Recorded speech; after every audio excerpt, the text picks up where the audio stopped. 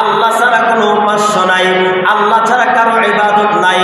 অতএব যারা মনে প্রাণে বিশ্বাস করবে আল্লাহ ছাড়া কোনো মাবুদ নাই, মনে প্রাণে বিশ্বাস করবে, তারা আল্লাহ তাআলা জান্নাতের উঁচু মাকাম আল্লাহ তাআলা তাদেরকে জান্নাত দিয়ে দিবে। চিৎকার করে বলেন না সুবহানাল্লাহ। সূরা আল ইমরানের 133 নম্বর আয়াত আল্লাহ পাক রব্বুল আলামিন জানায় দেয়, ওয়াসারি'উ ইলা মাগফিরাতিন মির রাব্বিকুম ওয়া জান্নাহ আরদুহা আস-সামাওয়াতি ওয়াল আরদ উ'ইদ্দাত লিল মুত্তাকিন।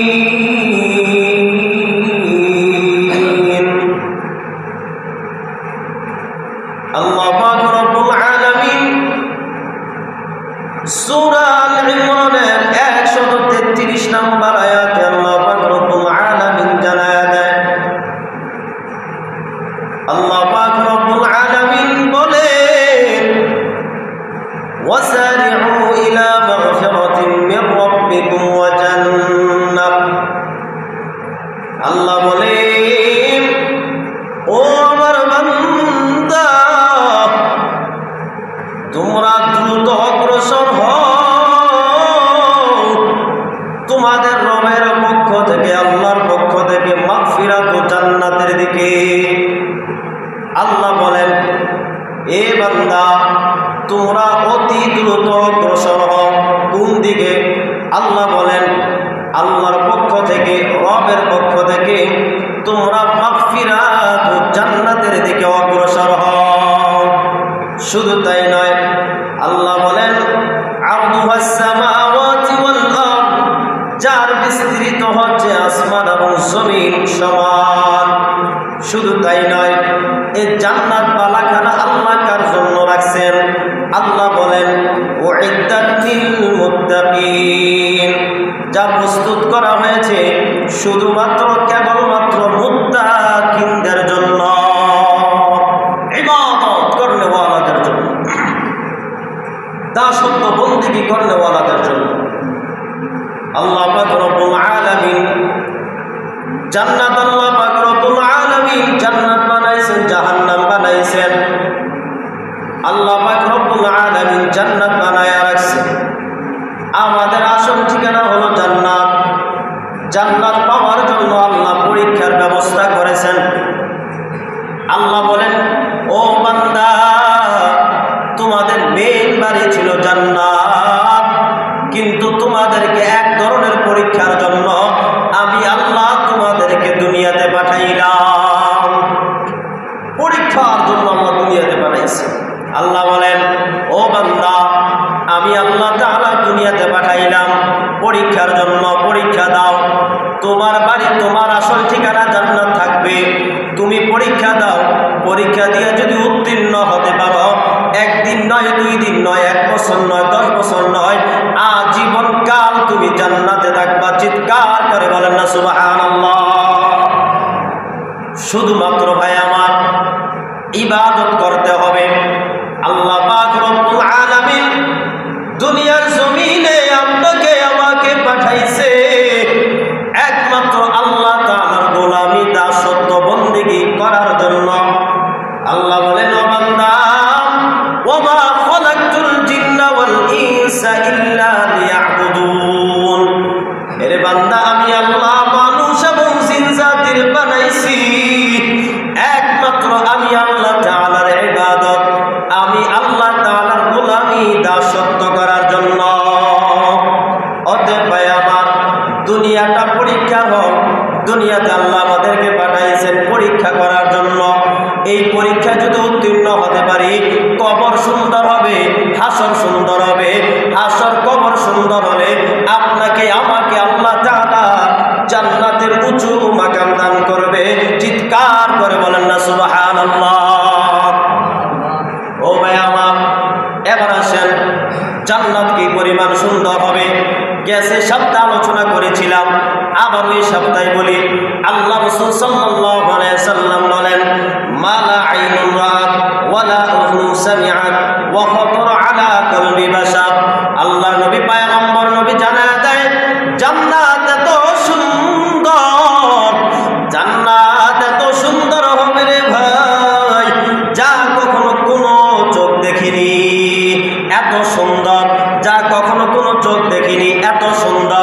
জান্নাত এত সুন্দর হবে যা কখনো কোনো কান শুনেনি, কান শ্রবণ করেনি। জান্নাত এত সুন্দর হবে যা কখনো কোনো মানুষ কল্পনাও করতে পারবে না। সুবহানাল্লাহ। মানে এত সুন্দর যা বর্ণনা করা যায় না। জান্নাত এত সুন্দর যা বর্ণনা করা যায় না, অপরিসীম। আল্লাহ নবী বলেন যা কখনো কোনো চোখ দেখেনি এত সুন্দর, যা কখনো কোনো কান শ্রবণ করেনি, শুনেনি, এত সুন্দর। এবং নবী বলেন যা কখনো কোনো সময় কল্পনাও করতে পারবে না, এত সুন্দর। মানে আমাদের কল্পনার বাইরে কত সুন্দর জান্নাত। মানে আল্লাহ নবী এটাই বুঝাইছে যে আমাদের কল্পনার বাহিরে সুন্দর। আমাদের কল্পনা যে সুন্দর এর চেয়ে বেশি হাজার গুণে সুন্দর জান্নাত। আল্লাহ আমাদের সবাইকে জান্নাত যাওয়ার তৌফিক দান করেন, বলেন আমিন।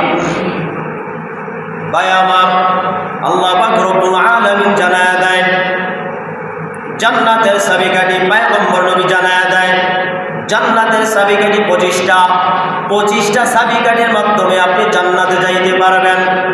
আবার শুরু থেকে বলতেছি, জান্নাতের চাবিকাঠি 25টা।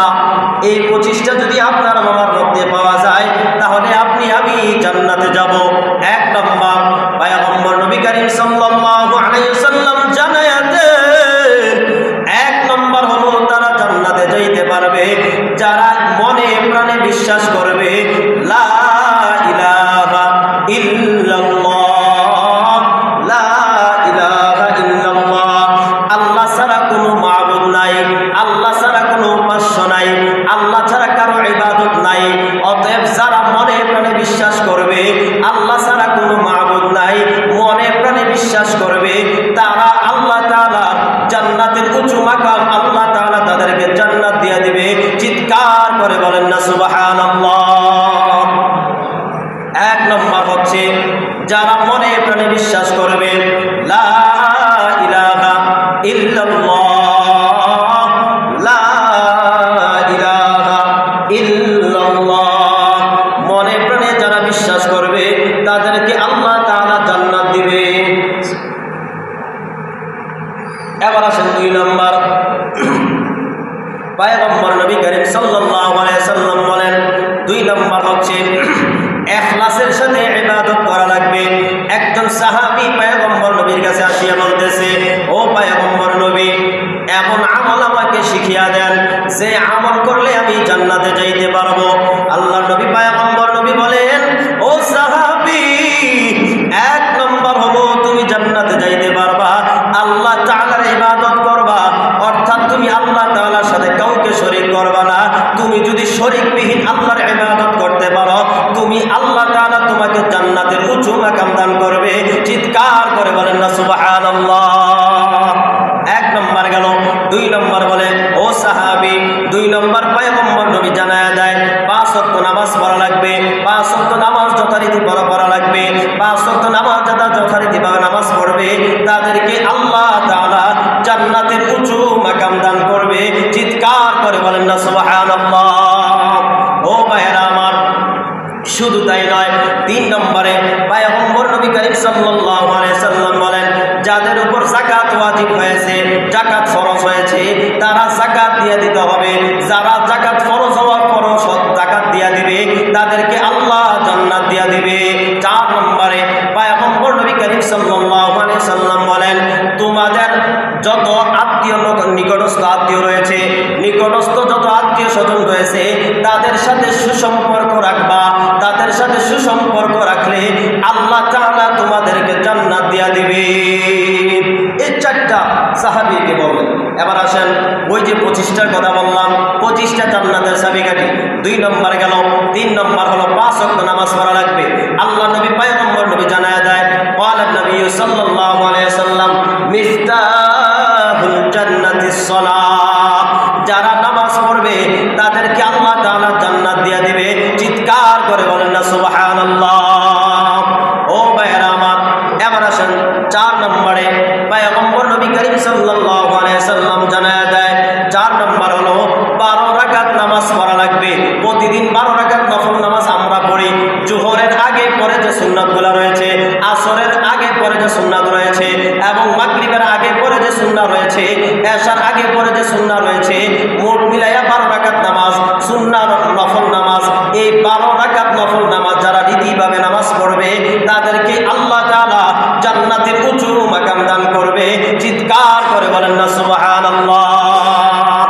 ও ভাইয়েরা আমার, এবার আসেন আল্লাহ নবী পয়গম্বর নবী জানায় দেন 5 নম্বরে চলো, 5 নম্বর জান্নাতে তারা যাবে। 5 নম্বর জান্নাতের চাবি হলো বিশেষভাবে ফজর আসর নামাজের গুরুত্ব দেওয়া। যারা বিশেষভাবে আসর এবং ফজর নামাজ গুরুত্ব দিবে তাদেরকে আল্লাহ তাআলা এক্সট্রাভাবে জান্নাতের ফয়সালা করে দিবেন। চিৎকার করে বলেন না সুবহানাল্লাহ। ভাই আমার, এবার আসেন 6 নম্বরে রাসূলুল্লাহ সাল্লাল্লাহু আলাইহি সাল্লাম জানায় দেন, আল্লাহ নবী পয়গম্বর নবী জানায় দেয় জান্নাতে যাইতে পারবে 6 নম্বর হলো তারা যারা প্রত্যেক ফরজ নামাজের পর আয়াতুল কুরসি পাঠ করবে। তাদেরকে আল্লাহ তাআলা মরতে দেরি হবে, আল্লাহ তাআলা তাদেরকে জান্নাত দিতে দেরি হবে না। চিৎকার করে বলেন না সুবহানাল্লাহ। ভাই আমার, আয়াতুল কুরসি শিখে নেবেন। আল্লাহু লা ইলাহা ইল্লা হুয়াল হাইয়ুল কাইয়্যুম লা তাখুযুহু সিনাতুন ওয়া লা নাওম লাহু মা ফিস সামাওয়াতি ওয়া মা ফিল আরদ মা যাল্লাযী ইয়াশফাউ ইনদাহু ইল্লা বিইذনিহি ইয়া'লামু মা বাইনা আইদিহিম ওয়া মা খালফাহুম ওয়া লা ইউহীতুনা বিশাইইন মিন ইলমিহি ইল্লা বিমা শাআ ওয়াসি'a কুরসিয়্যুহু সামাওয়াতি ওয়াল আরদ ওয়া লা ইয়াউদুহু হিফযুহুমা ওয়া হুয়াল আলিয়্যুল আযীম। আয়াতুল কুরসি পাঠ করবেন যারা প্রত্যেক ফরজ নামাজের পর আয়াতুল কুরসি পাঠ করবে, আল্লাহ নবী বলেন তারা জান্নাত যাওয়ার জন্য শুধু একটা বাধা থাকবে, সেটা হচ্ছে মৃত্যু। মানে মৃত্যুবরণ করবে, সাথে সাথে জান্নাত যাবে। চিৎকার করে বলেন সুবহানাল্লাহ। ভাই আমার, এবার আসেন আল্লাহ নবী পয়গম্বর নবী জানায়া দেয় 7 নম্বরে জান্নাতের চাবিকাঠি আমল করা লাগবে। আল্লাহ নবী পয়গম্বর নবী জানায়া দেয় রোজা রাখবো, নফল বলি ফরজ রোজা বলি, নফল রোজা রাখবো, ফরজ রোজা রাখবো, শুধুমাত্র কেবলমাত্র আল্লাহকে সন্তুষ্ট করার জন্য রোজা রাখবো। আল্লাহকে সন্তুষ্ট করার জন্য রোজা রাখলে আল্লাহ তাআলা রোজার বদৌলতে আল্লাহ আপনাকে আমাকে জান্নাত দিয়া দিবে। বলো সুবহানাল্লাহ। ভাই আমার, এবার আসেন যেহেতু আমরা এই গেছে সপ্তাহে কয়েকটা আলোচনা করেছিলাম, এগুলো আবার ধারাবাহিক বলে যাচ্ছি। 8 নম্বরে রাসূলুল্লাহ সাল্লাল্লাহু আলাইহি সাল্লাম জানায় দেয় জান্নাতের চাবিকাঠি হচ্ছে ওযুর পরে শাহাদাত পাঠ করা। কি পড়া বলেন? ওযুর পরে শাহাদাত পাঠ করা। আশহাদু আল্লা ইলাহা ইল্লাল্লাহু ওয়া আশহাদু আন্না মুহাম্মাদান আবদুহু ওয়া রাসূলুহু। যারা ওযুর পরে দাঁড়ায়া শাহাদাত পাঠ করবে আল্লাহ তাআলা তাদেরকে জান্নাত দিয়া দিবে। চিৎকার করে বলেন না সুবহানাল্লাহ। ভাই আমার, শুধু তাই নয়, এবার আসেন আল্লাহ নবী পয়গম্বর নবী জানায় দেয় 9 নম্বরে সকাল সন্ধ্যা একটি দোয়া করবেন। সে দোয়াটি হচ্ছে ফজরের পরে 7 বার এবং কি মাগরিব নামাজের পরে 7 বার আল্লাহুম্মা আজিনি মিনান নার। এটা যারা পড়বে আল্লাহ তাআলা তাদেরকে জাহান্নাম থেকে মুক্তি দিয়া তাদেরকে আল্লাহ তাআলা জান্নাত দিয়ে দিবে। সুবহানাল্লাহ। এবার আসেন আল্লাহ নবী পয়গম্বর নবী জানায়া দেয় 10 নম্বরে রাসূলুল্লাহ সাল্লাল্লাহু আলাইহি সাল্লাম জানায়া দেয় 10 নম্বর হলো সব সময় জান্নাত আল্লাহর কাছে চাইবেন, দোয়া করবেন আল্লাহর কাছে, আল্লাহ আমাকে জান্নাত দান করেন। কার কাছে চাইতে হবে? আল্লাহর কাছে চাইতে হবে সব সময়, আল্লাহ আপনি আমাকে জান্নাত দান করেন। আল্লাহুম্মা আদখিলহুল জান্নাহ, আল্লাহ আমাকে আপনি জান্নাতে প্রবেশ করিয়েন। সব সময় আল্লাহর কাছে দোয়া করবেন, আল্লাহ আপনি আমাকে জান্নাত দেন, জান্নাত দেন। চাইলে না পাওয়া যায়, না চাইলে কি পাওয়া যাবে? অসম্ভব। আল্লাহর কাছে চাইতে হবে। আল্লাহ আমাদের সবাইকে জান্নাতবাসী করুক, বলেন আমিন। এবার আসেন 11 নম্বর রাসূলুল্লাহ সাল্লাল্লাহু আলাইহি সাল্লাম বলেন আযানের জবাব দেওয়া। কি দেওয়া বলেন? আযানের জবাব দেওয়া। আযানের জবাব দিতে হবে। ভাই আমার, আমরা আযান যেভাবে মুয়াজ্জিন সাহেব আযান যেভাবে দিবে সেভাবে আমরা আযানের জবাব দেব। শুধুমাত্র 2টা জায়গায় পরিবর্তন, হাইয়া আলাস সালাহ, হাইয়া আলাল ফালাহ। এই জায়গায় শুধু পড়বেন লা হাওলা ওয়ালা কুওয়াতা ইল্লা বিল্লাহ। আর ফজরের সময় যে বলে আসসালাতু খায়রুম মিনান নাওম, এখানে বলবেন সাদাকতা ওয়া বারারতা। এইটা শুধু, এখানে শুধু পার্থক্য, আর কোথাও পার্থক্য নাই। আসসালাতু খায়রুম মিনান নাওম এখানে শুধু পার্থক্য, হাইয়া আলাস সালাহ, হাইয়া আলাল ফালাহ। ওই 2 জায়গার মধ্যে আপনি কি করবেন? লা হাওলা ওয়ালা কুওয়াতা ইল্লা বিল্লাহ। আর মুয়াজ্জিন যা বলবে তাই আপনি প্রত্যুত্তরে জবাব দিবেন। এইটাই, যদি জবাব দেন ইনশাআল্লাহ আল্লাহ আপনাকে জান্নাতে ফায়সালা করবেন ইনশাআল্লাহ তাআলা। অতএব ভাই আমার, এবার আসেন 12 নম্বর, রাসূলুল্লাহ সাল্লাল্লাহু আলাইহি সাল্লাম বলেন বেশি বেশি সালাম দাও। কি দেওয়া ভাই? বেশি বেশি সালাম দেওয়া লাগবে। বড় বলেন, ছোট বলেন, মুরব্বী বলেন, সবার আগে সালাম দেওয়া লাগবে। সাহাবীরা সালাম দেওয়ার জন্য প্রতিযোগিতা করত। কি করতে বলেন? আমি কিভাবে সবার আগে সালাম দেব, আমি সবার আগে কিভাবে সালাম দেব, সালাম দেওয়ার প্রতিযোগিতা করতেন। এই প্রতিযোগিতা আপনার মধ্যে আমার মধ্যে থাকতে হবে। ওনার আগে যেন আমি ওনাকে সালাম দিই, ছোট হোক, বড় হোক, মুরব্বী হোক, জোয়ান হোক, ওনার আগে যেন আমি আগে সালাম দিই। এটা প্রতিযোগিতাময় থাকতে হবে। সালাম আমি আগে দেবো ইনশাল্লাহ। প্রতিযোগিতা থাকবে তো ইনশাল্লাহ। সালাম আমরা আগে দেবো ইনশাল্লাহ, আমি দেওয়ার আগে চেষ্টা করবো ইনশাল্লাহ। এভাবে একিন রাখবেন, নিয়ত রাখবেন, আমি যেন সবার আগে সালাম সবাইকে দিই, আমাকে যেন সব সালাম না দেয়, আমি সালাম দেবো, এটা নিয়ত রাখবেন। সালাম দিলে সওয়াব আছে না নাই? সালামের জবাব দিবেন, সালাম দিবেন, আল্লাহ তাআলা জান্নাত দিবেন ইনশাআল্লাহ তাআলা। ভাই আমার, এবার আসেন আল্লাহ নবী পয়গম্বর নবী জানায় দেয় 13 নম্বর হচ্ছে ইলমে দ্বীন শিক্ষা করা। কি করা ভাই? ইলমে দ্বীন শিক্ষা করা। আপনার যতটুকু দরকার ইলমে দ্বীন শিক্ষা করা লাগবে। মাদ্রাসা পড়া লাগবে না। ইলমে দ্বীন কারে বলে? কোরআন হাদিসের জ্ঞানকে আলেম বলা হয়। বলেন, কোরআন হাদিসের জ্ঞানকে আলেম বলা হয়। এই ইলমে দ্বীন সবার উপর ফরজ। আপনি নামাজ পড়ার জন্য 5টা সূরা কমসে কম শিখা, এটা আলেম, এটা জানতেই হবে। নামাজের মাসালা, কিভাবে পড়লে নামাজ হবে, কিভাবে পড়লে নামাজ হবে না, এটা মাসালা, এটা জানা ফরজ আপনার উপর। এ ততটুকু আলেম সবাই জানা দরকার আছে, জানতেই হবে, সবার উপর ফরজ। যারা আলেম শিখবে, জানবে, নামাজ পড়বে, আলেম অনুযায়ী আমল করবে, তাদেরকে আল্লাহ তাআলা জান্নাত দিবেন ইনশাআল্লাহ তাআলা। এবার আসেন ভাই আমার, রাসূলুল্লাহ সাল্লাল্লাহু আলাইহি সাল্লাম বলেন 14 নম্বর জান্নাতের চাবিকাঠি হচ্ছে আমরা যখন কথা বলবো তখন আমরা সত্য কথা বলবো। বলেন, কি বলবো? যখন কথা বলবো সত্য কথা বলবো, মিথ্যার আশ্রয় নেব না। যখনই কথা বলবো সত্য কথা বলবো ইনশাআল্লাহ।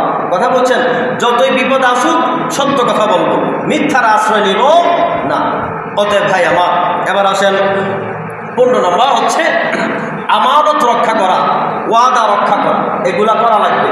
যদি আমানত এবং ওয়াদা রক্ষা করেন, আপনাকে একটা মানুষ আপনাকে টাকা পয়সা, কথাবার্তা, যে কোনো একটা জিনিস, আসবাবপত্র, আপনাকে একটা কথা আমানত দিয়েছে, রক্ষা করার জন্য ওয়াদা দিয়েছে, এটা যদি আপনি ওয়াদা রক্ষা না করেন, আপনি জান্নাতে আজীবনকালে যেতে পারবেন, শাস্তি ভোগ করতে হবে, কারণ ওয়াদা রক্ষা করছেন আপনি। অতএব ওয়াদা, আমানত, এগুলো রক্ষা করা লাগবে। যদি আপনার মধ্যে আমানত এবং ওয়াদা রক্ষা থাকে, তাহলে আপনি জান্নাতে যাইতে পারবেন ইনশাআল্লাহ। অতএব আমানত এবং ওয়াদা রক্ষা করবেন ইনশাআল্লাহ। এবার আসেন ভাই আমার 16 নম্বরে, রাসূলুল্লাহ সাল্লাল্লাহু আলাইহি সাল্লাম বলেন 16 নম্বর হচ্ছে লজ্জাস্থানকে হেফাজত করা লাগবে। বলেন কি? লজ্জাস্থানকে হেফাজত করা লাগবে। আমার জীবনে যেন আমার কোনো গুনাহের কাজ না হয়। কথা বলছেন, আমার সতীর্থকে যেন কোনো গুনাহের কাজ না হয়, মন্দ কাজ না হয়, এটা লক্ষ্য রাখতে হবে।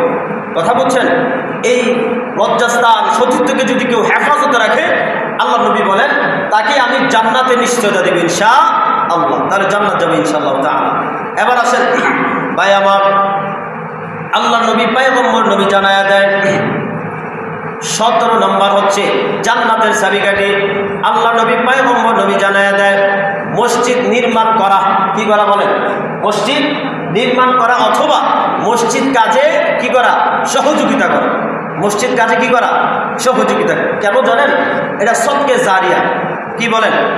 কোনো আমল আপনার কবরে যাবে না, কোনো আমল কবরে যাবে না, কিন্তু কয়েকটা আমল আছে, 3টা আমল ছাড়া কোনো আমল যাবে না, তার মধ্যে সদকে জারিয়া। আপনি মসজিদের জন্য একটা ইট দিচ্ছেন অথবা সিমেন্ট দিচ্ছেন, এটা তো আজীবনকাল কিয়ামত পর্যন্ত থাকবে ইনশাআল্লাহ। হ্যাঁ, এখন আপনি মরে গেলেন, মুসল্লি নামাজ পড়তেছে, হ্যাঁ, ইবাদত করতেছে, আপনি পার্সেন্ট হিসাবে কবরে আমল পাবেন ইনশাআল্লাহ তাআলা, সওয়াব পাবেন। অতএব মসজিদের কাজে যখন টাকা পয়সা চাইবে, কিছু চাবে, ইনশাআল্লাহ দেওয়ার চেষ্টা করবে ইনশাআল্লাহ। এটা জান্নাত যাওয়ার একটা চাবিকাঠি, জান্নাত যাওয়ার একটি কি? চাবিকাঠি ইনশাআল্লাহ তাআলা। এবার আসেন ভাই আমার, আল্লাহ রাসূল সাল্লাল্লাহু আলাইহি ওয়াসাল্লাম জানায়া দেয় 18 নম্বর পিতামাতার অবাধ্য হওয়া যাবে না। পিতামাতা অবাধ্য হওয়া যাবে না। পিতামাতার সাথে সদ্ব্যবহার করা লাগবে, পিতামাতা যেন কষ্ট না পায়। রাসূলুল্লাহ সাল্লাল্লাহু আলাইহি ওয়াসাল্লাম জানায়া দেয় কোন সন্তানের প্রতি যদি কোন মা বাবা সন্তুষ্ট থাকে, স্বয়ং আমি আল্লাহ ওই সন্তানের প্রতি সন্তুষ্ট হয়ে যায়। সুবহানাল্লাহ। কথা বলছেন? তাহলে পিতা মাতাকে কি করা যাবে না? অসন্তুষ্ট করা যাবে না, কষ্ট দেওয়া যাবে না। এটা থেকে একটু সাবধানতা অবলম্বন করবেন। এবার আসেন ভাই আমার 19 নম্বরে রাসূলুল্লাহ সাল্লাল্লাহু আলাইহি সাল্লাম বলেন, 19 নম্বরে হচ্ছে 19 নম্বরে রাসূলুল্লাহ সাল্লাল্লাহু আলাইহি সাল্লাম বলেন, হ্যাঁ, আপনি জান্নাতের যাওয়ার চাবিকাঠি হচ্ছে রাগ না করা, গুসা না করা। কি করা বলেন? রাগ না করা আর গুসা না করা। দেখেন রাসূল সাল্লাল্লাহু আলাইহি সাল্লাম বলেন, মিশকাত শরীফের হাদিস, লাইসা শাদীদু বিসুরআতি ইন্নামা শাদীদুল্লাযী ইয়ামলিকু নাফসাহু ইনদাল গযব। আল্লাহ নবী পয়গম্বর নবী বলেন, আরে বীর তো ওই ব্যক্তি, বীর ওই ব্যক্তি, প্রতাপশালী বীর ওই ব্যক্তি যে নিজের রাগকে কন্ট্রোল করতে পারে। কি বলেছেন? নবী পয়গম্বর নবী মুহাম্মদ রাসূলুল্লাহ সাল্লাল্লাহু আলাইহি সাল্লাম বলেছেন, বীর ওই ব্যক্তি যে ব্যক্তি নিজের রাগকে, গুসাকে কন্ট্রোল করতে পারে। লাইসা শাদীদু বিসুরআতি ইন্নামা শাদীদুল্লাযী ইয়ামলিকু নাফসাহু ইনদাল গযব। আল্লাহ নবী বলেন কি, ওই ব্যক্তি বীর যে ব্যক্তি নিজের রাগকে কন্ট্রোল করতে পারে, নিজের রাগকে কন্ট্রোল করতে পারে, তারাই হলো বীর। কে বলেছেন? রাসূলুল্লাহ বলেছেন। আরেক হাদিসে বলেছেন, যারা রাগ কন্ট্রোল করবে, রাগ করবে না, সহনশীলতা দেখাবে, তাদেরকে আল্লাহ তাআলা তাদেরকে জান্নাত দিবে। চিৎকার করে বলেন সুবহানাল্লাহ। ভাই আমার এবার আসেন 20 নম্বরে রাসূলুল্লাহ সাল্লাল্লাহু আলাইহি সাল্লাম বলেন, এতিমকে স্নেহ করা, এতিমকে মায়া করা, এতিমের মাথায় হাত বুলিয়ে দেওয়া, এতিমকে মহব্বত করা, এতিমকে স্নেহ, মায়া, মমতা, সম্মান, মর্যাদা, কথা বুঝছেন, তাদেরকে হাত বুলিয়ে দেওয়া, সব কিছু তাদেরকে করা যদি করেন, আল্লাহ নবী পয়গম্বর নবী বলেন, কেউ যদি এতিমের মাথায় হাত বুলাইয়া দেয়, এতিমকে যদি স্নেহ, মায়া, মমতা দিয়ে আদর করে, মহব্বত করে, মর্যাদা দেয়, সম্মান দেয়, হ্যাঁ, তাদের সাথে একসাথে বসে 2 লোকমা খাবার খায়, তাদেরকে শান্তি দেয়, আরাম দেয়, আল্লাহ রাসূল সাল্লাল্লাহু আলাইহি সাল্লাম বলেন, হ্যাঁ, কেউ যদি এতিমকে মহব্বত, স্নেহ, মায়া, মমতা দিয়ে বড় করে, তাদেরকে সম্মান করে, নবী বলেন, আমি এবং ওই এতিমদেরকে যারা স্নেহ, মায়া, মমতা করবে, তারা একসাথে জান্নাতে থাকবে। সুবহানাল্লাহ। তারপর নবী বলেন, কারণ আমি মুহাম্মদ রাসূলুল্লাহ যখন বুজবান হয়েছি, বড় হয়েছি, এরপর থেকেই আমি এতিম। রাসূল সাল্লাল্লাহু আলাইহি সাল্লাম এতিম ছিলেন না?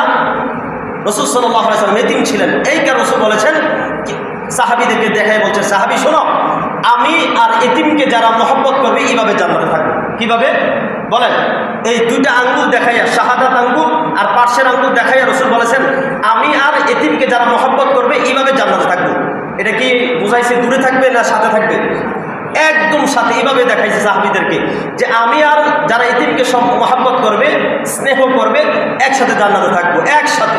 আল্লাহ তাআলা আমাদের সবাইকে, যারা এতিম, যাদের মা নাই, বাপ নাই, মূলত বাপ যাদের নাই তাদেরকে এতিম বলা হয়, যাই হোক, এতিম যারা আছে তাদেরকে মহব্বত করবো, স্নেহ করবো, মায়া মমতা দিব, তাদের খোঁজ খবর নিব। তাদের কি নেব? খোঁজ খবর নেব। এখন তো সমাজ কি, এতিম মানে তার বাপ নাই, মা নাই, বাপ নাই, তার সম্পদ যা আছে তার খাইয়ে, আছে না নাই? কথা কোন আছে না নাই?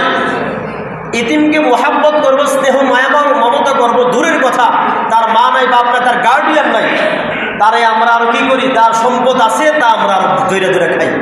কথা বুঝছেন? এগুলা করা যাবে না। এতিমকে মহব্বত করা লাগবে, এতিমকে সম্মান করা লাগবে। এবার আসেন ভাই আমার 21 নম্বরে আমাদের জন্য, আম্মাজানদের জন্য, আম্মাজানরা স্বামীকে অনুগত করবে আর আপনারা স্ত্রীকে মর্যাদা দিবেন। এটা কি বলেছেন? রাসূল সাল্লাল্লাহু আলাইহি সাল্লাম বলেছেন, স্ত্রীরা স্বামীর অনুগত করবে আর স্বামীরা স্ত্রীদেরকে মর্যাদা দিবে। কথা বুঝছেন? এই দুই পথে যদি স্নেহ, মায়া, মমতা, ভালোবাসা থাকে, রাসূলুল্লাহ বলেছেন তাদেরকে আমি আল্লাহ তাআলা জান্নাতের ঠিকানা দিয়ে দেব। সুবহানাল্লাহ। অতএব ভাই আমার এবার আসেন 21 নম্বর গেল। 22 নম্বর হচ্ছে রাসূলুল্লাহ সাল্লাল্লাহু আলাইহি সাল্লাম বলেন, আল্লাহ তাআলার নাম আছে না নাই? বলেন, আল্লাহ তাআলার গুণবাচক নাম আছে না? অবশ্যই আল্লাহ তাআলার গুণবাচক নাম হচ্ছে 99টি। কয়টি বলেন? আল্লাহ তাআলার গুণবাচক নাম কয়টি? 99টি।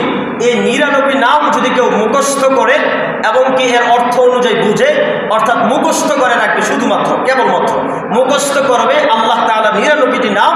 আল্লাহ তাআলা বলেন, যার কলবে আমি আল্লাহর নাম মুখস্থ থাকবে, কলবে থাকবে, আমি আল্লাহ তাআলা ওই কলবকে জাহান্নামের আগুন পুরাইব না। বলেন সুবহানাল্লাহ।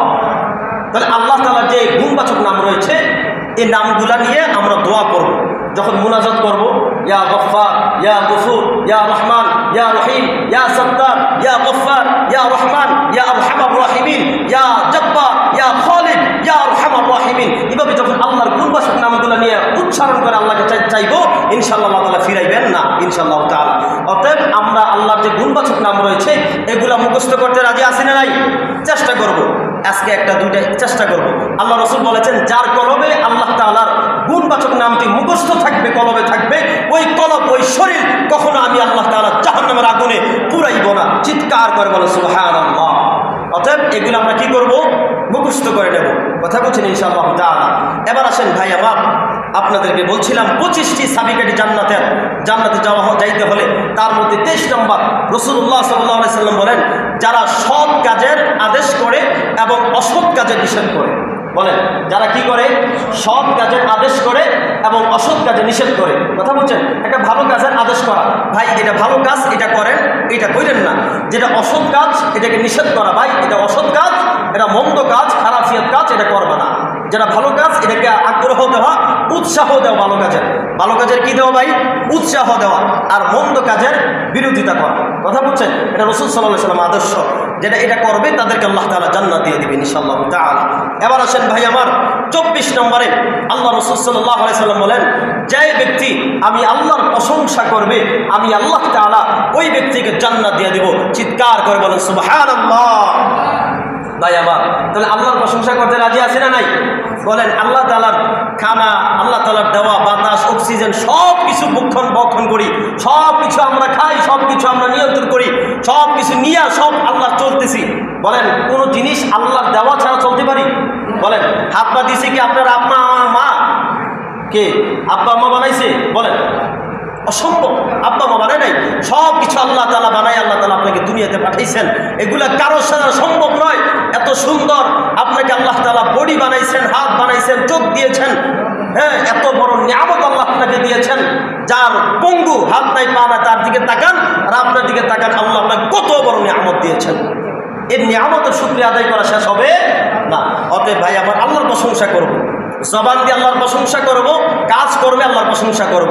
আল্লাহ কাজ কর্মের মাধ্যমে নামাজ পড়ব, আল্লাহর জিকির আজকার করব, জবান দিয়ে আলহামদুলিল্লাহ, আল্লাহু আকবার, সুবহানাল্লাহ, সুবহানাল্লাহি ওয়া বিহামদি, সুবহানাল্লাহি ওয়ালহামদুলিল্লাহি ওয়া লা ইলাহা ইল্লাল্লাহু আল্লাহু আকবার।